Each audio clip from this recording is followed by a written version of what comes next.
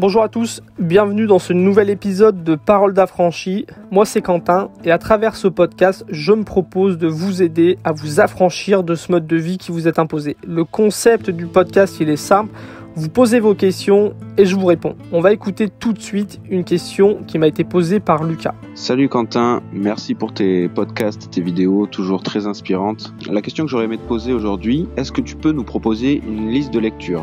Je sais que tu es un grand lecteur, moi-même je lis beaucoup. Et j'aurais aimé savoir quels étaient les livres qui t'ont le plus inspiré, les auteurs qui t'ont le plus inspiré concernant l'affranchissement, l'autonomie, le nomadisme, le minimalisme.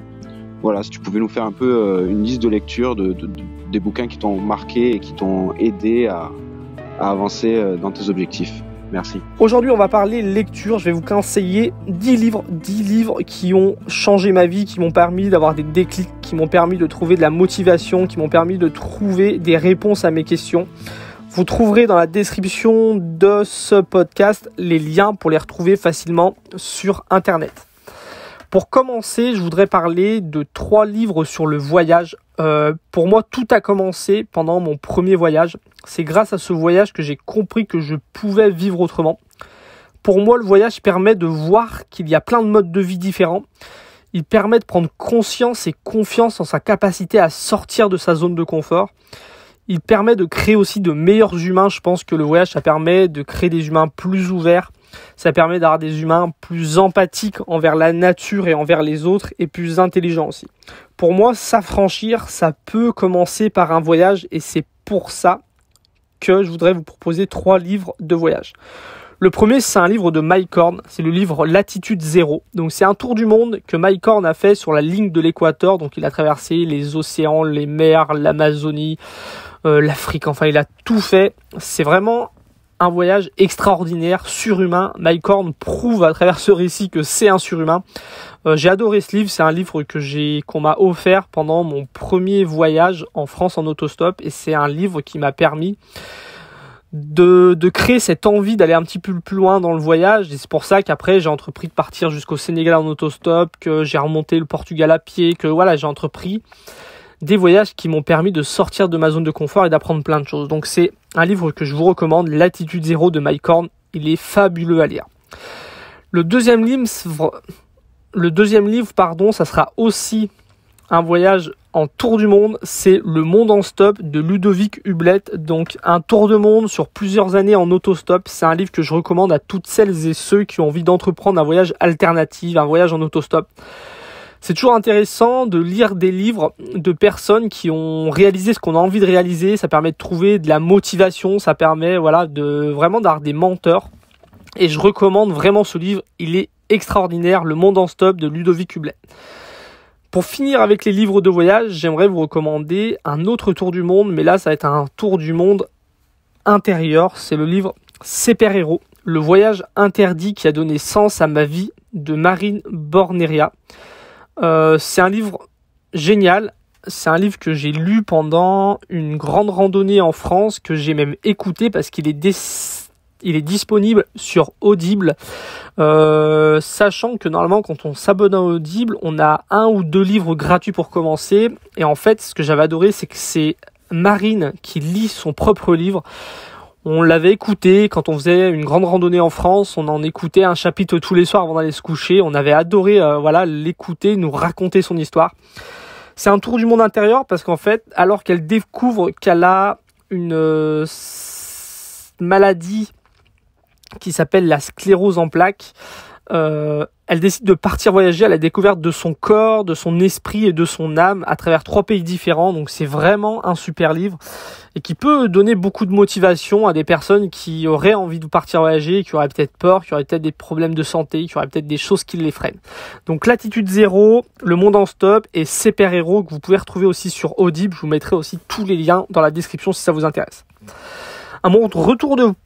Au retour de mon premier voyage, j'ai eu envie de changer de vie, de vivre autrement. Et un livre qui m'a énormément marqué, c'est Le discours de la servitude volontaire de Étienne de la Boétie.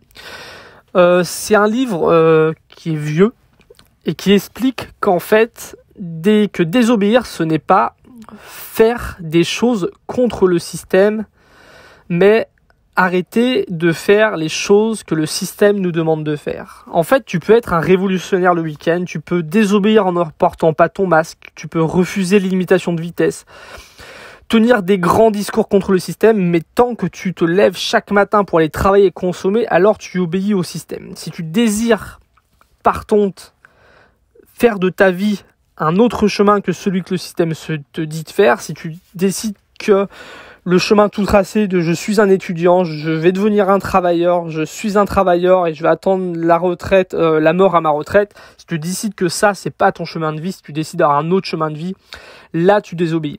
Et ça a vraiment été quelque chose d'important dans ma vie parce que avant j'étais un peu révolté, et surtout à mon retour de voyage, que j'avais un petit peu compris que toute ma vie, on m'avait menti, que ce mode de vie qu'on nous propose n'est pas le seul qui existe, qu'il y a plein d'alternatives. J'étais un peu révolté, j'avais envie de faire changer plein de choses et puis j'ai compris qu'en fait que désobéir c'est pas aller contre, c'est pas se battre contre quelque chose, mais c'est tout simplement arrêter d'obéir à ce que le système te pousse à faire. Et ça a vraiment changé ma vie ces dernières années, c'est ce que je me force à faire et ça fonctionne très bien. Donc le discours de la servitude volontaire, un livre très très intéressant à lire et qui peut créer un déclic qui te permettra peut-être de changer ta vision sur la désobéissance. Je pense aussi, personnellement, que désobéir, ça commence par arrêter d'écouter. On obéit tous à une idéologie qui est implantée dans nos vies. Le fait de travailler, consommer, de passer sa vie à travailler, que il faut travailler toute sa vie pour préparer sa retraite et voilà, toute cette idéologie-là. Si on veut lui désobéir, il faut impérativement arrêter d'écouter toute cette propagande qu'on entend à la télé, à la radio et sur les réseaux sociaux aussi. Et il y a 3 livres que je voudrais vous recommander. Déjà, Propaganda, comment manipuler l'opinion en démocratie. C'est un livre hyper intéressant pour comprendre comment on peut manipuler un peuple à travers les journaux télévisés, par exemple, après toute une propagande d'État. Un autre livre que je conseille de lire, c'est Divertir pour dominer, la culture de masse contre les peuples. Encore une fois, c'est un livre qui montre à quel point le divertissement, ce qu'on va regarder à la télé, ce qu'on va écouter à la radio, ce qu'on va trouver sur les réseaux sociaux, permet de faire obéir le peuple. Et un 3e livre, La démocratie des crédules de Gérard Bronner, qui va plus être orienté sur les réseaux sociaux, les fake news, le complotisme, comment aujourd'hui la majorité des gens sont devenus crédules, croient tout ce qu'on leur dit, croient tout ce qu'ils lisent, croient tout ce qu'ils entendent, sans vraiment faire marcher leur cerveau, sans vraiment faire marcher leur esprit critique, et comment ça pose des graves problèmes dans nos vies. Ces 3 livres qui vont parler aussi bien des médias que des réseaux sociaux, que du divertissement et qui permettent de vraiment comprendre à quel point c'est quelque chose de grave et qu'il faut absolument se couper de ce monde-là, de ce monde médiatique. Pour ça, il y a un autre livre, ça serait plutôt la solution face à ce problème-là, c'est Réussir sa vie grâce au minimalisme digital de Cal Newport. C'est un très bon livre, c'est le meilleur que j'ai lu sur le digital, sur le minimalisme digital. Il y a énormément de recherches, énormément de solutions, c'est un travail très très abouti, c'est un super livre pour arriver à arrêter de passer sa vie à regarder, à écouter, à lire des choses derrière des écrans. Un super livre. Donc, on a parlé de voyage, on a parlé de désobéissance. J'aimerais vous partager un autre livre que j'ai lu il n'y a pas longtemps, parce qu'il est sorti il n'y a pas longtemps, mais c'est une philosophie de vie, enfin pas vraiment une philosophie de vie, mais quelque chose qui m'intéresse depuis des années. C'est un livre de marketing, c'est Votre empire dans un sac à dos de Stan Leloup. C'est un livre qui explique comment en fait on peut, grâce à un simple téléphone portable, un simple ordinateur, gagner sa vie sur Internet. Et c'est quelque chose aussi qui a complètement changé ma vie, parce que ça fait des dizaines d'années que les gens se plaignent qu'en fait, on doive passer notre vie à travailler et à consommer parce qu'on n'a pas vraiment le choix en tant que travailleur. Ça fait des dizaines d'années que les moyens de production, les moyens de distribution et les moyens de consommation,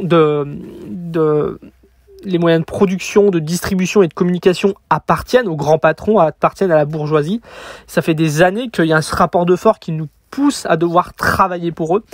Et aujourd'hui, c'est intéressant de voir, c'est que grâce à Internet, les moyens de distribution, de production et de communication, tout le monde peut les avoir dans un smartphone. C'est ce que j'ai essayé de faire depuis des années. J'ai essayé de voir que je pouvais créer quelque chose avec mon smartphone, je pouvais le communiquer à une audience et je pouvais le vendre, le distribuer. Et aujourd'hui, c'est comme ça que je gagne ma vie. Je gagne ma vie comme un petit artisan qui produit des vidéos, qui produit des podcasts, qui vend des programmes vidéo. Et c'est quelque chose aussi qui a révolutionné ma vie. Et c'est un livre intéressant pour toutes celles et ceux qui ont un projet. C'est vraiment le livre qu'il faut commencer par lire. C'est un livre en français, très bien écrit, très très intéressant. Donc, Votre esprit dans un sac à dos de Stan Leloup. Le dernier livre dont je voudrais vous parler, c'est un livre écrit par un anarchiste, Tom Hodkinson. L'anarchisme, c'est vraiment un courant politique, philosophique intéressant dans lequel toute personne qui veut s'affranchir de ce mode de vie qui nous est imposé peut trouver des réponses. C'est un livre que je vous proposais qui est simple à lire. Ça peut être une petite porte d'entrée dans l'anarchisme, la littérature anarchiste en tout cas. L'art d'être libre dans un monde absurde de Tom Hodkinson. Donc voilà, une petite sélection de 10 livres. On parle de voyage, on parle de désobéissance, on parle de gagner peut-être sa vie autrement, on parle aussi de liberté et d'anarchisme. C'est 10 livres que je vous conseille de lire, vous ne devriez pas être déçus. Les liens sont en description de la vidéo. Je vous dis à très bientôt pour le prochain épisode de Paroles d'affranchi. Salut!